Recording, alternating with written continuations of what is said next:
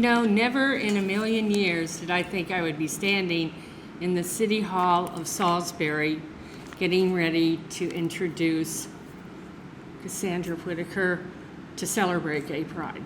So thank you, and thank you to the mayor for allowing us to occupy this space.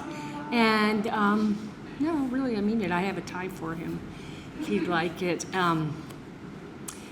But anyway, this is fabulous. Thank you all for coming, because I know all of you that are here have your hearts in this, and I know I sure do. And it's some of my favorite people are in here, and that you get to know each other makes me very happy. I'm a little emotional here. Probably these feathers that I'm inhaling, but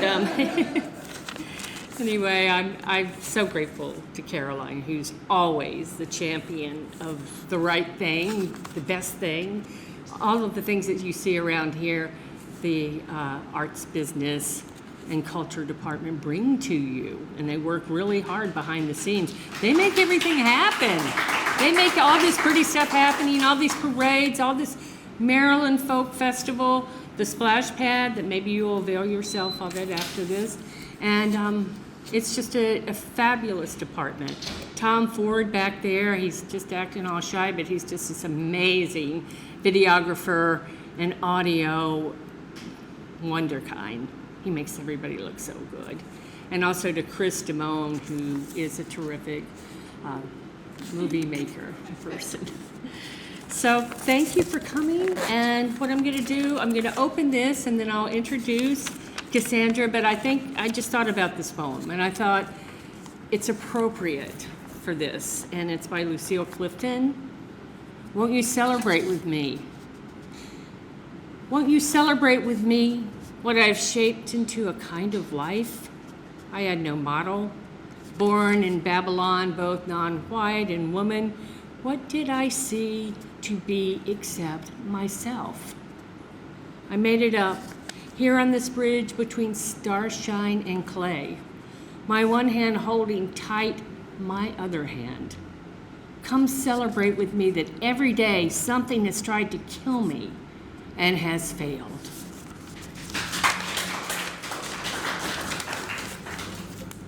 So, Cassandra, thank you so much for coming. I loved our conversation last week. It was just so lovely and fun to talk to you. You know, and she is a veteran educator, grant writer, arts organizer in Worcester County. She's a member of the National Book Critics Circle, a writer whose essays, poetry, and fiction have been published in conjunctions: Echo Thea Review, the Bennington Review, Shenandoah, Michigan Quarterly Review, the Rumpus, Mississippi Review, and Lambda Literary Review, among others, and the winner of the Pink Poetry Prize, right? And that was Peter Campion, right? That was a part of that. Yes, yes, he was. She's been nominated. Please forgive me, because you know I knew you for years. Okay, so for the best poets and Pushcart Prize, recipients of grants and fellowships from the Witter-Brenner Foundation for Poetry, the Maryland State Arts Council, Maryland Humanities, the Martha Vineyards Institute for Creative Writing. That must have been awesome. I'll find out. Oh, really? Is that when you're going? Wow. Woo! They're the author of 4 chapbooks, a broadside, and a novel, and their first full-length collection of poetry, Wolf Devouring a Wolf, will be released in 2025 from Jackleg Press. So congratulations for that. That's really exciting, isn't it? Yes, you so deserve this. So come on up and we'll chat just a little bit before we get started. And Cassandra will read and then take a little break, and anyone that would like to read, then she'll come back up and wrap it up. But oh, thank you. So, you know. Do I hold it? Do you want me to hold it? That's what she hello? said. Okay. So yeah, this is fun. Hello. That work? Why don't we just sing? Okay. Yes, let's do a duet. What would you like to do? How about? Okay. You ready? Don't go for second best, baby. Uh-oh. I might be upstage here. Never.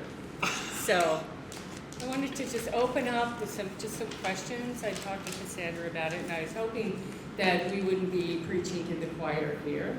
But, I was hoping I would generate some interest in, well, there are other brothers and sisters, but this is fine because it's on pack 14. And I just wanted to ask you a few things about Sure. your wolf themes: addiction recovery, desire, emptiness, the body. And then the bride themes: joy, new names, pop culture, and nature.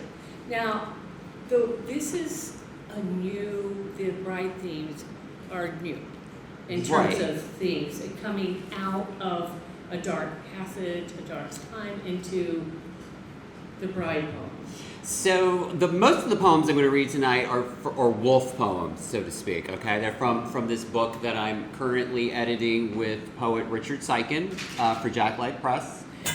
You may know him. He wrote Crush, which was won the Yale Younger Poetry, I think in 2008 or 2004, one of those two dates. Those poems are not necessarily happy poems. They're not necessarily depressing, horrible poems either, but they are definitely poems that kind of question, well, they question a lot of different things. And then so as I was kind of coming to the end of that cycle, I started imagining all these tiny little weddings happening all over my body, like all inside of my body. So I have all these poems that are about weddings and brides that are microscopic, that are in my DNA and in different parts of my body. And so I started writing all about them. And they are in a much different register than the wolf poems, which are more, I don't dare to say the word like existential or questioning or philosophical, but they tend to have a much more deeper register maybe than the bride poems, which are a little more, or the wedding poems, which are a little more, they're centered, they're all gay weddings happening in my body. So that's been a lot of fun to write about, as well as it has been kind of a therapy for me to write about, is all this stuff that's happening culturally in our culture with kind of right-wing extremism, and also much political discourse aimed at our community, Mayor. That the bride poems were very, well, they were, what's the word I'm looking for? Celebratory for me, as well as cathartic, in a way, if that makes any sense. Yeah, it does. I can't wait to hear both of them. When we had our conversation, I said how much courage it took for you to transition. And what you said blew me away. You said, I don't know if it's courage. I think it was desperation. Oh, it was definitely desperation. And it rang so true for me, because I thought, isn't that where change always happens? You just can't take one more step in that. Oh, for sure, Yeah. for sure. I've always been this way, trans. I knew I was different from a young age, and then as I was getting older, I did not have, since I grew up in the late 70s, early 80s, I did not have a language or a culture to inform me of what I was. I had to listen to everybody else, and the outside culture was like, well, if you're like that, you're gay, you're this, you're that, you're this, you're horrible, I grew up in a Christian home, so that was also very difficult. And working on, the wolf poems were a way for me to separate that which was, I don't want to use the word toxic, but toxic probably works. That which was toxic from me, from that which I needed to make thrive and to give my investment to emotionally in order to survive.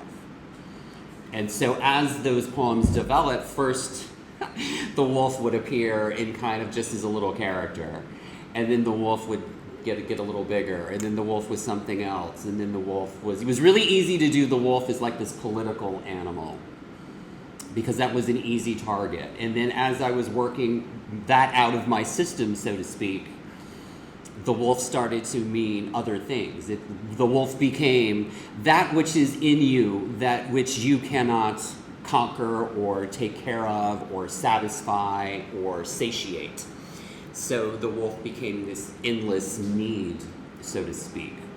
And so in the wolf poems, the wolf is often either desire, uncontrollable desire. I'm sure we've all had a relationship where you kind of feel like, oh, this relationship might destroy me. It's also a little bit of addiction. Addiction was a coping mechanism that served me well until it did not serve me well any longer. And so I've had to give a lot of things up and change over the last 15 years of my life. And so the wolf is also sometimes that piece too, if that makes any sense. Yeah, it does. Is that helpful? Does. Yeah, that's very helpful. I was thinking of, I'm just going to say a few more things. Sure, yeah, talk away. I'm always trying to find ways for people to let their minds be open, some opportunities. My son, he's in his 50s now, but he was an addict years ago. He's been sober for 25 years. And that was back in the day. It was back in the day when nobody talked about it. Nobody talked about it at all. My family, the little grief hut is about it. And there's something that it's only when it happens in your family. Look at White Cocoa Goes Purple. Look at all these things. It's like, I think it's cool, but it's like back in the day, we were in the shadow of shame. It was like, how could you have a kid like that? And why would he wake up and do that to himself? As if he had agency over it, you know? Sure. So anyway, so I'm thinking if anybody has ideas about, I think if our brothers and sisters who maybe aren't very sympathetic or, support gay pride could meet you and hear that maybe their mind could be changed. Their mind Maybe could be so. open. So, Who can say? I can never know what to say to other people when I don't know. Yeah, I don't know always what to say there. Well, you're a beautiful, lovely person, and I'm just thinking, how could anyone resist you, really? Thank you for that. That's great. I'll have to remember that. That's going into the bank right there. Ching. Okay, remember that for a rainy day. I thought I was going to say something, but I didn't.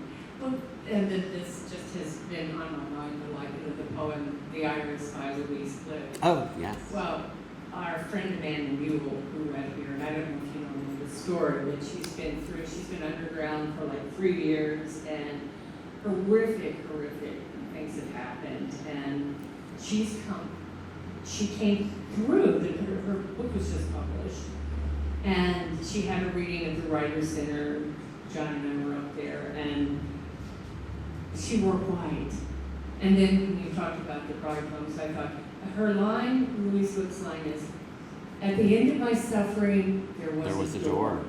And I think, that door. And it's just so beautiful. And I said, Amanda, it's like this book has been your door. And she said, and she went to hell and back and came back and claimed it. She claimed hell. And she wrote about it. So anyway, I just think how beautiful things can be when we claim that thing. Yes. It's our tormentor. I love a good door. They're very important. So I'm through. Oh, okay, we're through. All right, I wasn't sure. Okay, I'm going to put this back in here, and then I'm going to pass out a handout. I have homework for you. I'm kidding. I'm a teacher by trade. Yeah. And so I don't have any books out. Everything's out of print. So I just made little handouts with stuff on it, so you can just see what it looks like on the page. Woo! Thank you. I used to do this and number them, but I just didn't use the number. You're very welcome. Thank you. You're very welcome. And here you are, young man. Good to see you, Mark. Tiny little booklet with tiny little wolf poems on them. Okay, so I'm going to read a few wolf poems, and then I'll take a break. And then we'll have other people read, and then I guess I'll come back and read some. I'm going to read stuff that's not the wolf, too.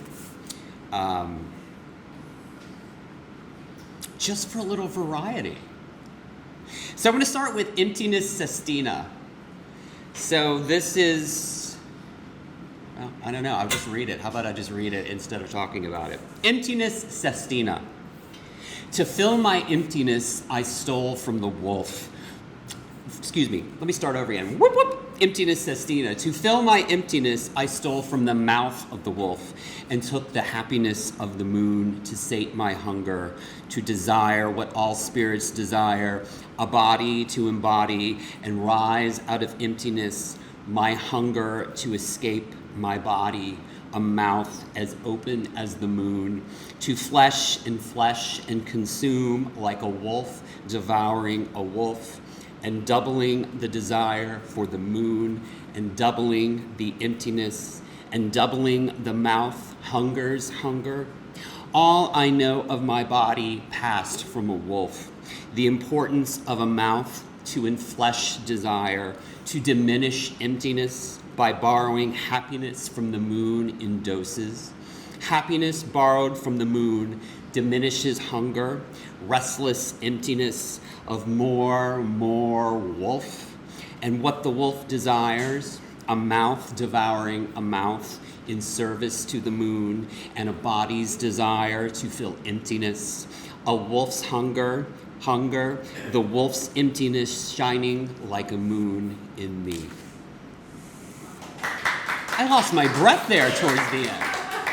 I'm gonna slow it down. How's everybody doing? Happy Pride, everyone. Yay. All right, so the next one I'm going to read is Wolf Promise of Love. And a lot of the poems in this manuscript we are trying to pull apart. So there's a particular form, there's a form term, it's called a contrapuntal. It's a musical term, meaning a contrapuntal is a piece of music where the main harmony is made up of two equal minor harmonies. So a contrapuntal poem can be read from left to right, and then it can also be read in columns as two separate entities or two competing bodies. So a lot of the poems in this book can be read more than one way. And that is part of the structure of the book as we're working on it. And this is called Wolf Promise of Love. Slow myself down here. Whew, getting excited. Wolf says forever by ripping flesh into emptiness, by calling out the answer to the moon's riddles. I am, the oldest answer the moon knows, but does not understand. The moon borrows everything. The wolf takes everything. One is the shade of the other. Wolf promises forever by gobbling up flesh to fill emptiness. Wolf promises and promises and promises. Forever is farther. Forever is a notion between the sun and the moon. The moon prefers haiku, the slippery now. This is how I am tonight. This is how I am tonight. Take me or do not take me, how I am tonight.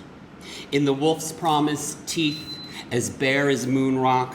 In the wolf's promise, a lie, a truth.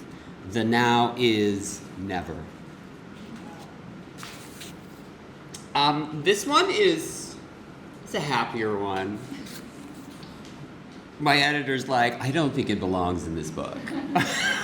We'll see. We'll see if it does or not. I like this one. It's called I Dressed the Wolf in Flowers. So it's a little happier. In some of these poems, I'm in there. I mean, not me, but the speaker. I mean, and everybody, when you're reading poetry, you're always like, well, it's the person. It's a biography. And it kind of is, for me. But it's never like an autobiography. It's always embellished or removed or erased or effaced before it actually gets to the page, if that makes any sense. It's not really me. It's me removed several times. Anyway, it's got an I in it. I dress the wolf in flowers. I go singing in the park tidy with wolves reading about flowers in the park, lounging on all the good benches, the wolves in the park, while the larks sing freedom from hunger. I dress the wolf in flowers by naming each a color as I pass, by naming each a petal in the park as I go singing. My name bright, ringing, a name has so much knowledge of levity, weight, balance. I have no more anger. It floated away like a balloon. Even wolves lose all anger. Wolves know slack without it. Noses shriveled buttons, faces slack without meanness. Without anger, the wolves grow soft. A tulip sprouts from the head of a wolf. An ear becomes flowering woundwort.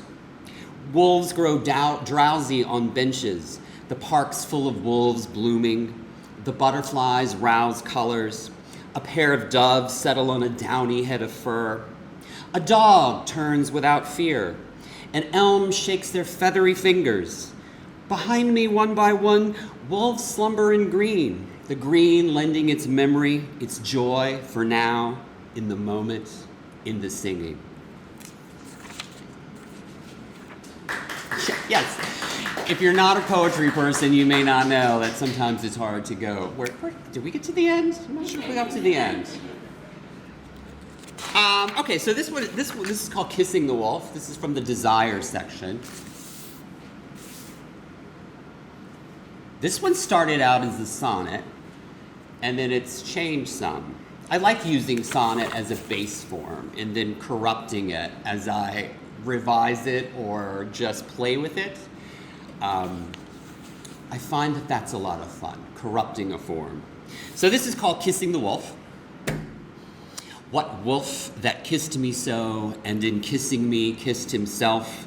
Together we fell into a single pleasure, the wolf and I, he pressing my kisses into his emptiness, saying, do and do and do, the wolf whispering into my ear, which was his ear that afternoon in the dark apartment over the ache that was the city, our careless care, open like a song is open, ready to be quickened to chorus, then left alone to finish its breath.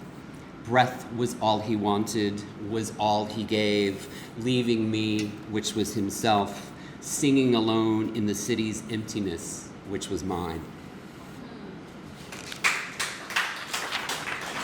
All right, I'm going to read two non-wolf poems, and then I'll take a break, and then somebody else can read, and we can continue this little party. This one is called Magic. It's very similar to the other poems in terms of tone and in terms of transformation imagery. I do a lot of transformation imagery, or I have been playing with a lot of transformation imagery, and this is one of those. This is called Magic.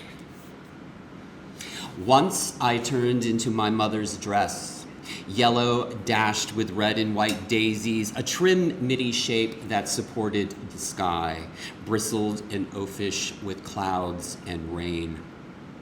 My mother did not wear the dress, but it was hers. This I knew, her dress, me. The woman who wore me the dress sung bits of song to merlins gathered on a fist of sea-washed elm, gray and gnarled as oceans. The world to me, a thin skein cupping flesh in love with its own happiness, singing to birds who hawked and fish, who sewed up the air with looping hooks. I barely hung on, terrified of spinning off the only warm thing in the world which gave me sight. Honeysuckle gathered up in the wind of afternoon storms fell like luck. Was there an echo? I don't remember. Thinking had begun to fall in sheets. The swinging pull of a woman's body unfixed and peaked among the others of her kind, whom I saw not but sensed. All that remained, feeling, almost falling away, teetering on the wind. I knew nothing. The storm carried low tide back to the village. The ocean called. Soon, it said, soon. All right, and this one's about a horse. I do like to write poems for my friends, and this one I wrote for my boss, who is a horse lover. And she is a wonderful principal, champion of kind of social justice, She also brings a poet in to start the beginning of every school year. She gets Charnel Tull will come in and do a whole set for the faculty. It's great. And she really champions literature. And she's the first principal I've had who champions literature and champions poetry and champions LGBTQ+, which all that stuff is I love. So this is called Thoroughly Asleep in the Barn. It's for Jen Rain, if you're watching or listening, probably not. And it's all about horses. It's about a thoroughbred. She's really into thoroughbreds. And thoroughbreds you can trace thoroughbreds back to 3 horses. And they all came from this interbreeding of 3 horses. I did a little research. So it's all about horses. Did I say that? I think I did. All back stretches lead back to 3. To 3 all fall back upon, thoroughly bred in rain and cloud, and through rain and cloud, the 3 horses in England, dreaming mother steps, high passes leading from scrub to grass to green so thick the rain nodded to earth, the horses plow green back, broad green that stretches back to where once kind and kin in abandon romped before bugs or brake maidens or tracks or tacks and harnesses strapped to the back of an animal so powerful only the morning line chasing constellations back is as wise as the mind that knows the value of legs, of going to and from and back and up and down in heather, stretching on forever, forever, like a memory recalling itself from the ether, DNA dreaming of Asian weather, the back stretches of its mother's mother's mother, the father, whether the rain slaked or whether the sun lathered wisdom against the hide, a thought inside a horse's mind. And here, I'll take a break. Do we have like people reading? Yay, more people. Thank you so much. Sure, I'm coming back. We actually have a few people that have signed up, and Molly, you're going to join us in just a moment. I do want to say also thank you to those of you who have joined us every single time, and we have several folks here who have read or attended, and I appreciate you so much. I'm looking at you, Kim. Thank you so much, Kim. Thank you. So we'll have a few people read. If you did not sign up, that's fine. Just let us know if you'd like to read. And thank you, Cassandra. Those were amazing poems. I can't stop getting the thought of all those little weddings. Good. I was like, ooh, tell me more. And you said Happy Pride. We are celebrating Pride today at Poets Corner. We celebrate Pride yesterday and tomorrow and every day. And no matter what anyone says, we will continue to celebrate Pride. And thank you to everyone that does that. So, Molly, if you'd like to come up and share, that would be great.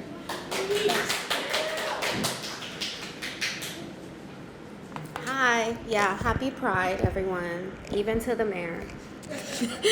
Especially to the mayor. Yes. So I'm going to read from my book, The Willow Silence, which is a book that my best friend and I made several years, like a year and a half ago.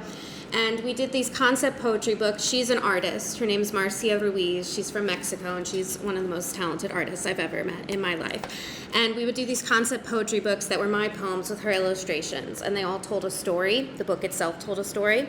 So this book takes you through a haunted Gothic manor that's haunted by the ghosts of women who either ended their own lives or their life was ended for some other reason. And characters from famous Gothic fiction make appearances. If you don't know, Gothic fiction has a history of being very queer. Has anyone heard of Carmilla by Joseph Sheridan Le Fanu? Carmilla, yeah, John has. Carmilla came out 20 years before Dracula, and it's a little novella that's very gay. It's about Carmilla. She is a sapphic vampiress, and the girl Laura that she falls in love with, and it questions religion a lot. And I was raised very Catholic, and I think Catholic schoolgirls, it's kind of a breeding ground to question, like, oh, everyone, that's just how girls are friends. And then you grow up and you're like, oh, that's not? Oh, okay. So this poem is called Garden or Orchard, and it's about Carmilla. It starts with a quote from the book Carmilla. "You must come with me, loving me to death.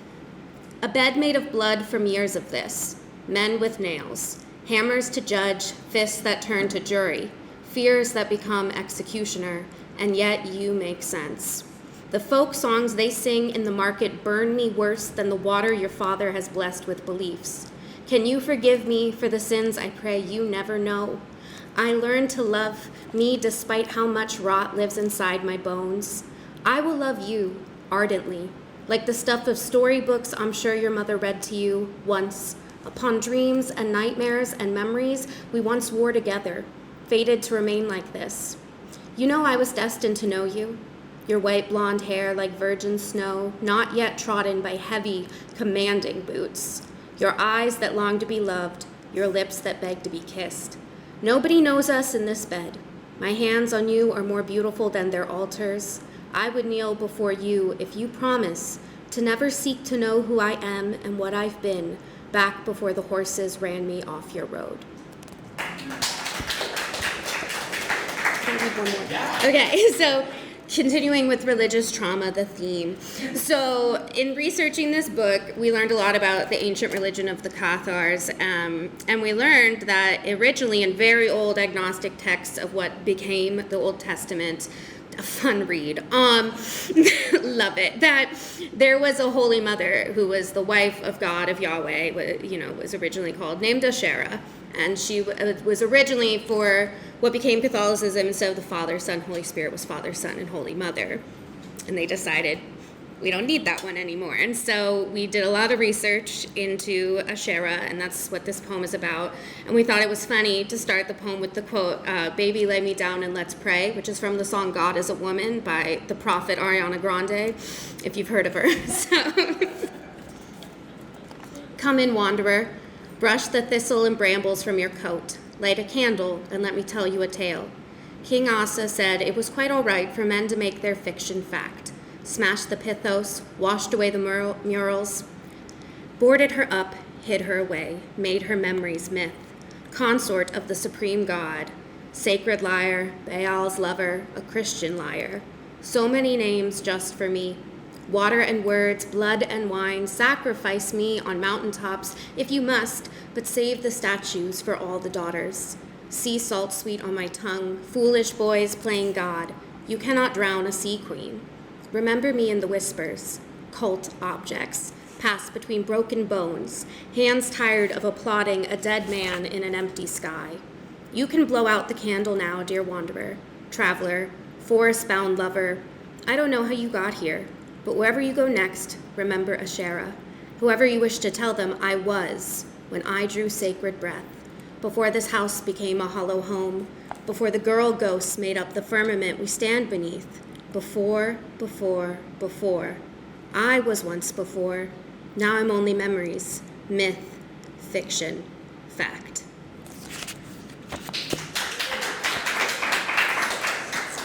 I also brought copies of this if anyone wants to exchange money for them. I'm willing to do that. But thank you guys so much, and happy Pride.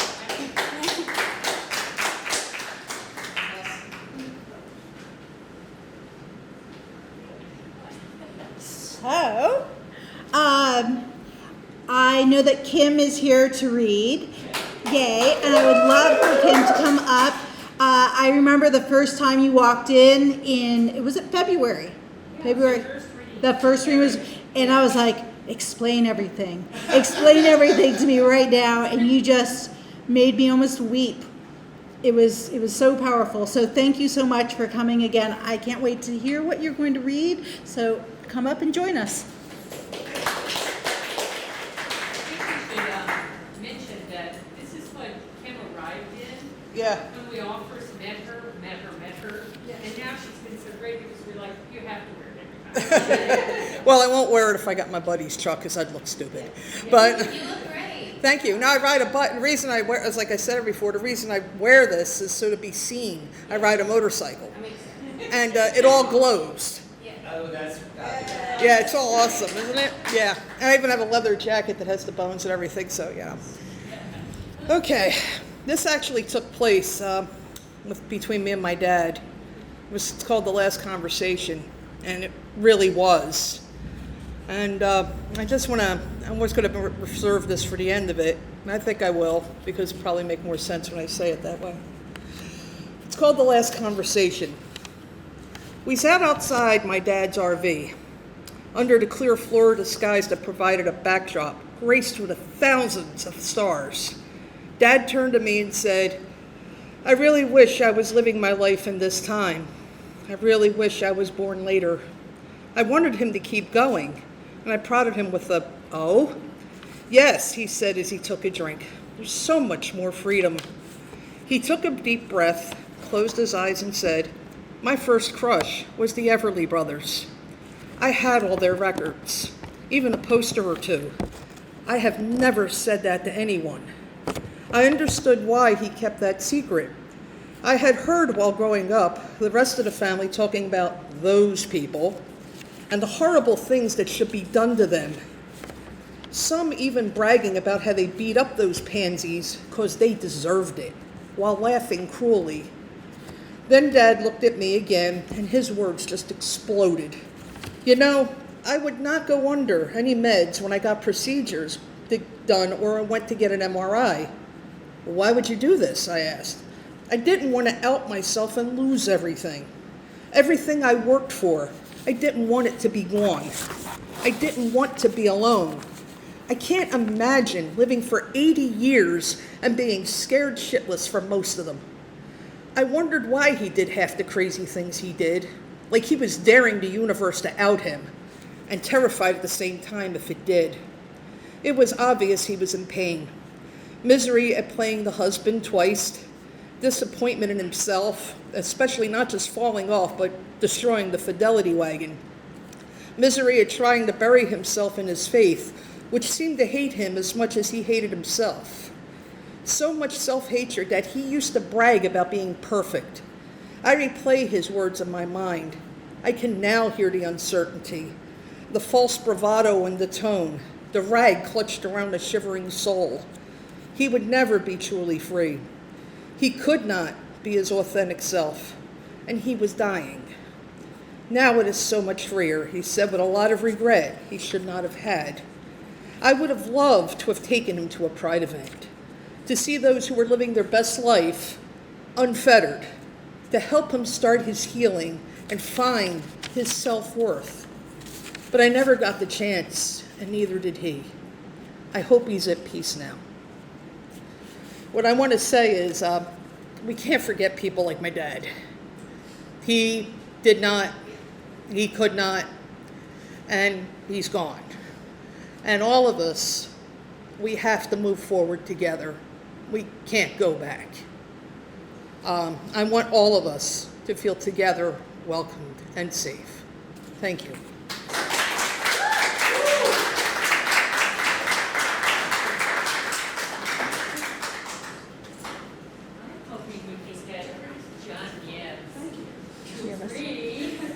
Absolutely.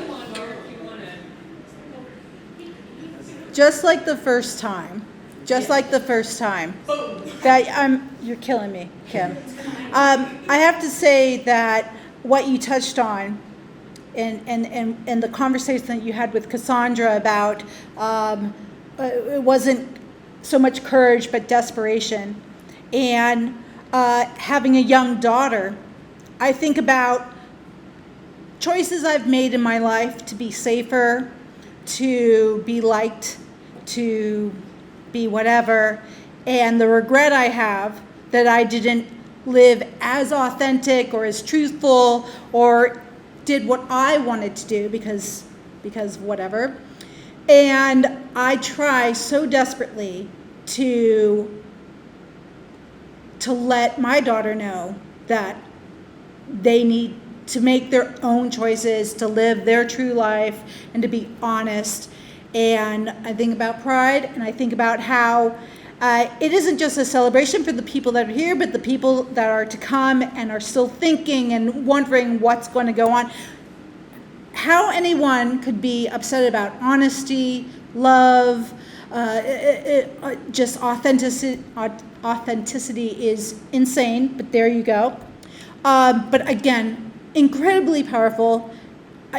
I am glad we have a little break, so I won't be upset for a few minutes, but thank you. Thank you so much. John, thank you for being here, and the mic is yours. Hi, everybody. I didn't expect to be reading, so I'm just gonna, because it seems really appropriate for the celebration, I'm just gonna read a little poem here in a second. But I wanted to first, just pay a little bit of homage to how we know how to go certain places for certain things. If we need food, we know to go to the grocery store, right? Or a food pantry, or a farm. If we need a book, we know to go to the library or a bookstore, right? And if we need a right taken away, we know to go to the Supreme Court. So, here we go. So,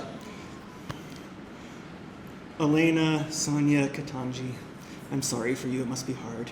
But Sammy, Clarence, John, Neil, Brett, Amy, this one's for you. This is a draft opinion. Keep your shadow to yourself. The sun does enough to blind.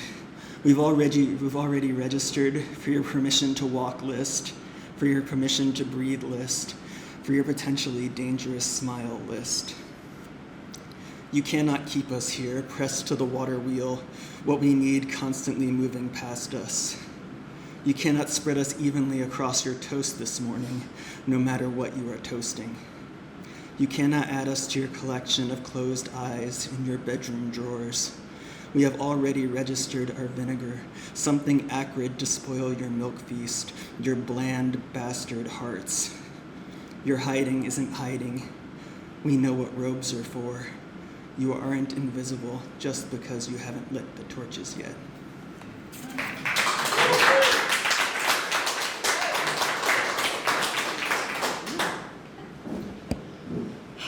Thank you for that. Yes. I believe, Mark, that you were going to come and read. Would you still like to? Sure.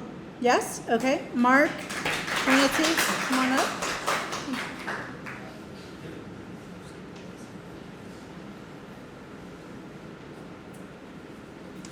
Does everybody know each other here now? If you don't, I am me. No, I'm sorry.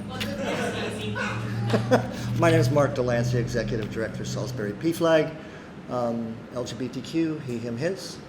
So we can go into much detail later, but I kind of brought this one in. This is not mine. I'm going to let everyone know that up front. It's by one of my favorite poets, Adam Roa. If anybody knows who he is, familiar with his work. He's more of a conversational poet. Kind of rap, kind of conversation. But he basically, this poem in particular, I find very touching, especially for me and for Pride Month, and more recently with how everyone has come forward, whether it's LGBTQ or allies, to show that we are all equal here, and we all have a part to play, and we all have a piece of the puzzle to make the world a better place. And this poem reflects a lot of the decision-making process that either everyone goes through, or especially LGBTQ people finding their self-worth and finding their dignity and finding who do they lean on, who do we go to, how do we shape our decisions, and how do we find that. So this is how we love others is limited only by our capacity to love yourself. And that's what inspired me in this piece of poetry, which is called You Are Who You've Been Looking For. You are who you've been looking for. So stop looking for more unless you're looking in a mirror, because it's all about time for you to see clearer that you are who you've been looking for.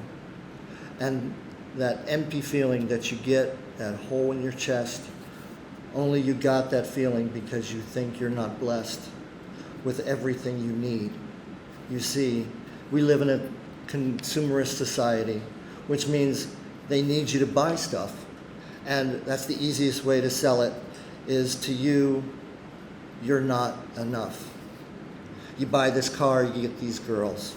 You buy this bra, you get these guys. And we're seeing it so much that we start believing these lies. But the truth is, the makeup that they're selling to make you feel prettier is the same makeup you buy to stop feeling that horrible feeling lie about yourself. You keep telling you that you're not enough.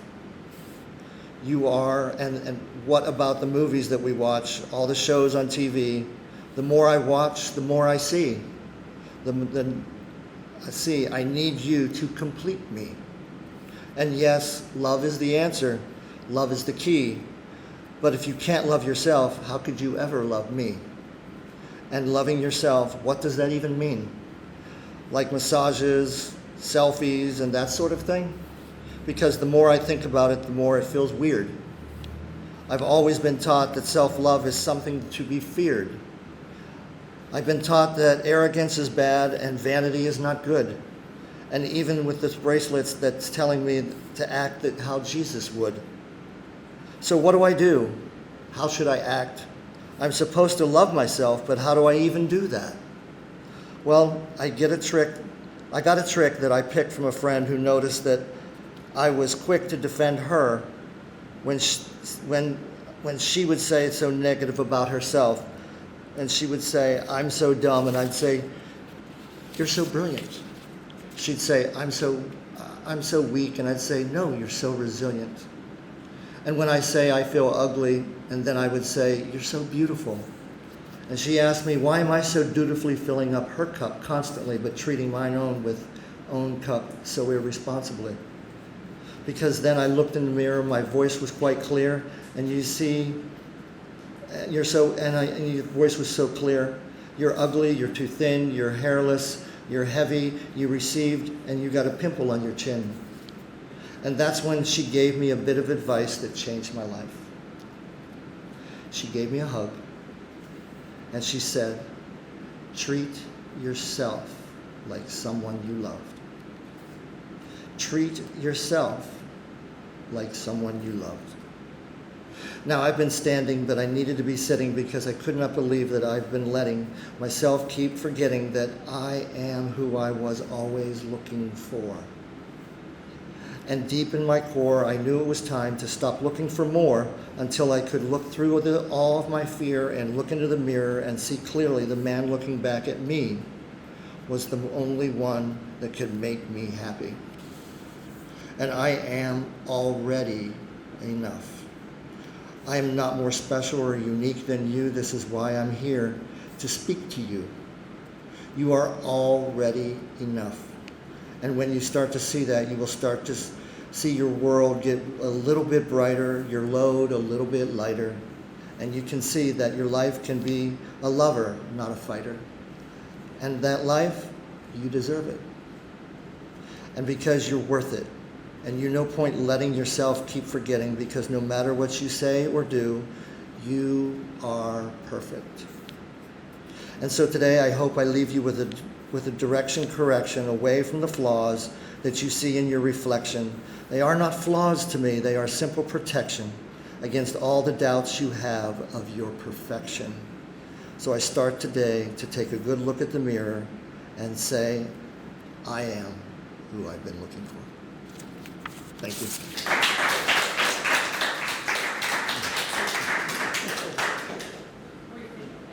Does anybody else want to read? Does anybody else signed up to read? On my back? Shady's back. Okay. I'm going to read some wedding poems now. Some bridal stuff. Okay, no, I don't think I need to say anything.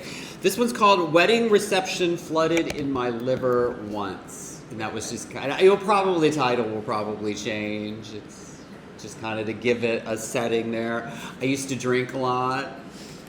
I don't anymore. So the wedding reception flooded in my liver once. The ocean slipped in unannounced on the tail of the moon's moon. The single belly wind knocking the windows back. Even the bride opened her surprise by daring to look into the weather from the floor of the restaurant where celebrated 4 families great friendships, nining the day and loosening at night, all that buttoned up want. What atmosphere, gathering all its horns and strings, playing even to the bride's bride, the mother's mother marrying her worth to her daughter's beauty and pride. She hardly noticed the wave as it swept in, and the wind less so the wind, and echoes echo. This one is called The Wedding Along My Right Radius, which is another bone in your body. The wedding along my white radius cascades out of a tavern in the gay part of a city, fitted in a sweater of snow. The tavern lit with blinking bulbs, enlarged by the eager breath bodies generate in darkness that isn't even darkness.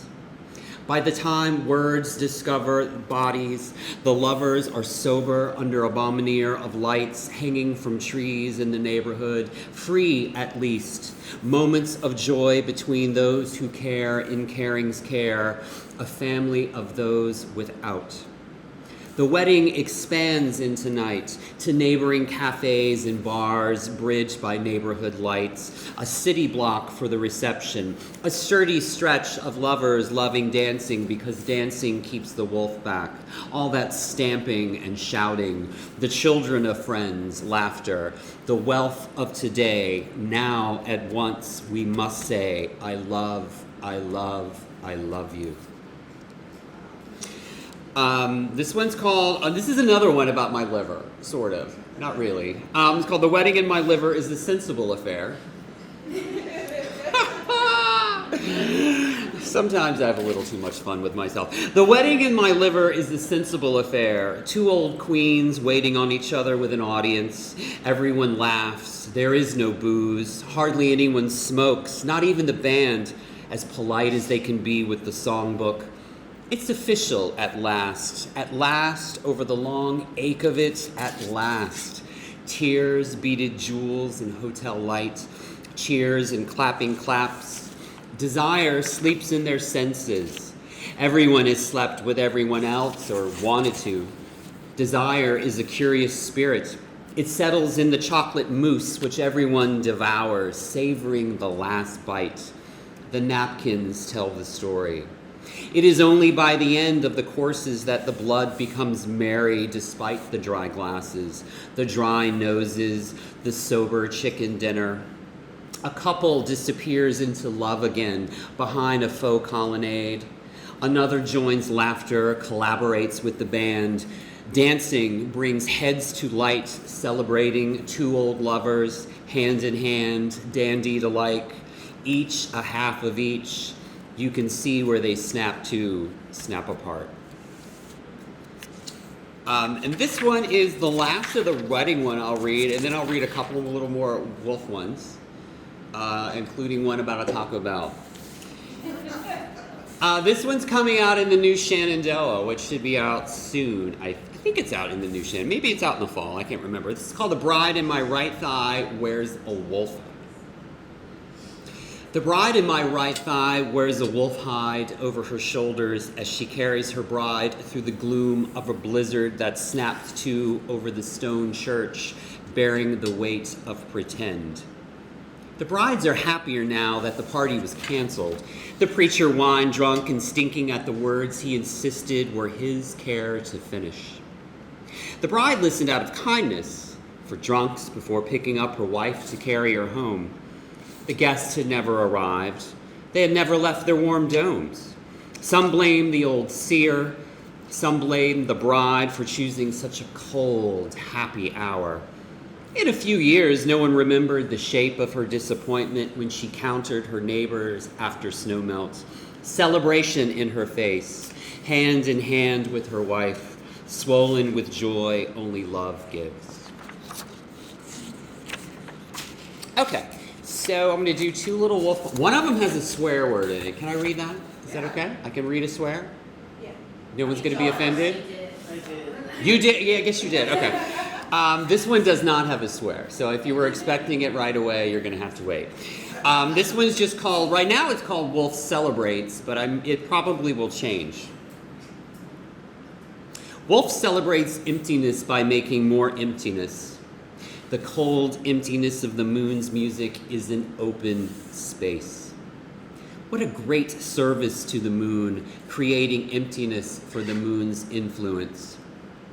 Why is it Father Wolf talks to the pup through the moon?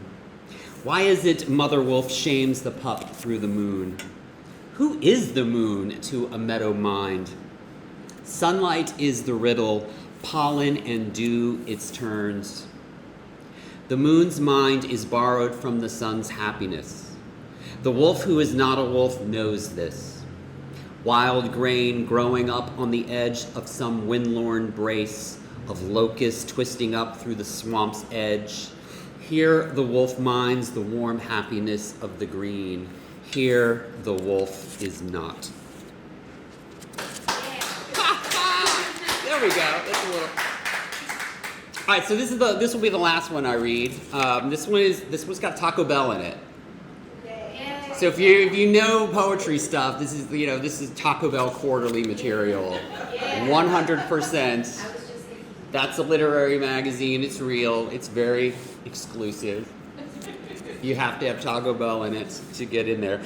So this one's called, this I wrote for a friend, a dear friend who's saved my ass many times in the last few years just by being there. It's called Eating Spicy Potato Burritos Inside the Wolf with Seamock, who asked for a tour of emptiness. Here we go. Inside the wolf, near the bottom of its want, is a Taco Bell, serving up what the wolf demands for those who live inside his influence. In this Taco Bell, Tom Cotton, the senator, slings 12-hour shifts 5 days a week and complains about the government. He's 19 here, frozen in his want by the wolf who swallowed him so long ago. Here he picks a pimple on his chin, rolls his eyes at his co-worker's lack of vision. He hasn't worked anywhere else down here inside the wolf. He doesn't know if there's anything else but wanting. His co-workers hate him for wanting so much of their own want. He's going to take our order and roll his eyes like a country preacher on a prayer vibe. He takes our money without even clocking me. How kind of the wolf to have distracted Tom from my body, from my joy. He looks almost like a young father failing at himself, forgetting the forgotten with an all-shucks grace that hides his contempt for love. You asked to see emptiness at its worst, to enlarge our mirth and sharpen our joy on the wolf's emptiness. At least the food is good. Tom thinks so loud we can hear him in the ether. He'd rather be somewhere else he deserves. The gordita crunch is just about all a soul needs on a day when the sky presses down. He's so earnest in selling it, I almost cave, but you remind me not to do that, because he will hate us regardless. My people-pleasing is my own emptiness. We stick to our truth. You know, and I know. The wolf is anything but the sky, but we let it pass and order spicy potato burritos because comfort needs a celebration. A million other souls work inside the emptiness. Call out the wolf's name. He has so many you are sure to ring true on the first try. We're reminding ourselves to eat that which makes our joy joyful. A warm, saucy hello. The universe does love. All you have to do is listen. Thank you for listening to me.